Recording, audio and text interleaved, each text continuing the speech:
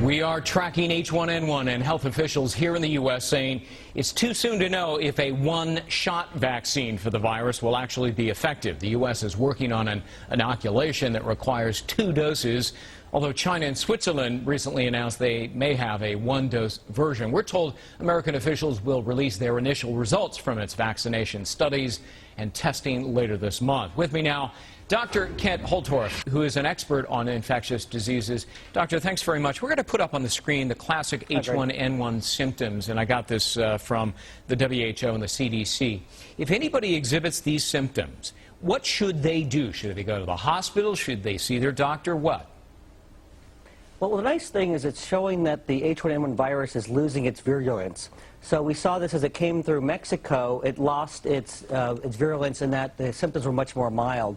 And that's what seems to be happening as it's making its way back through as a seasonal flu.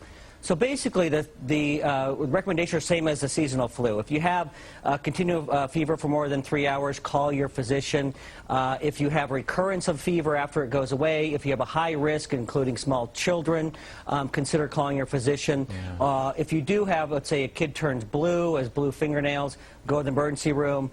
But there's no difference between who to take to the emergency room or to the doctor versus a seasonal versus a swine flu. In fact, if you had to choose, you'd probably choose at this point the swine flu over the regular seasonal flu. Is that right? All right, now what do you think of the vaccination? You know, I have more concern about the vaccine than I do about the swine flu.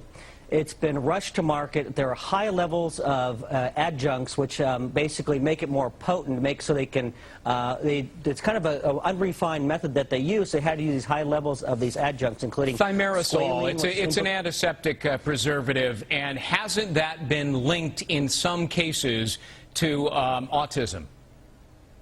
It has, and you look, it's been shown to cause autism in children with mitochondrial dysfunction. Now, and other is controversial, though highly implicated.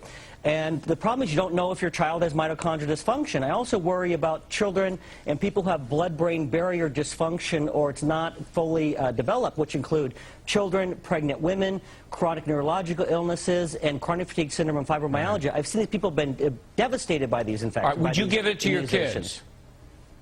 I definitely would not. You would not. All right. And in fairness, I've talked to 3 doctors in 3 days now, and all 3 have said absolutely they would give it to their kids. They intend to give it to their kids. They're going to take it themselves, but you say no. I definitely would not. I've seen it devastate people with chronic fatigue syndrome and fibromyalgia, highly implicated, again, in autism. I think you're rolling the dice. It's a proven neurotoxin, has 25,000 times the level of mercury than would be considered toxic if it was a food or water. Right. And levels get up, serum levels up to 100 times the toxic level. It's too big of a risk. All right. Dr. Kent Holtorf, an expert on infectious diseases. That's the other side. We've heard both sides now. Thank you so much.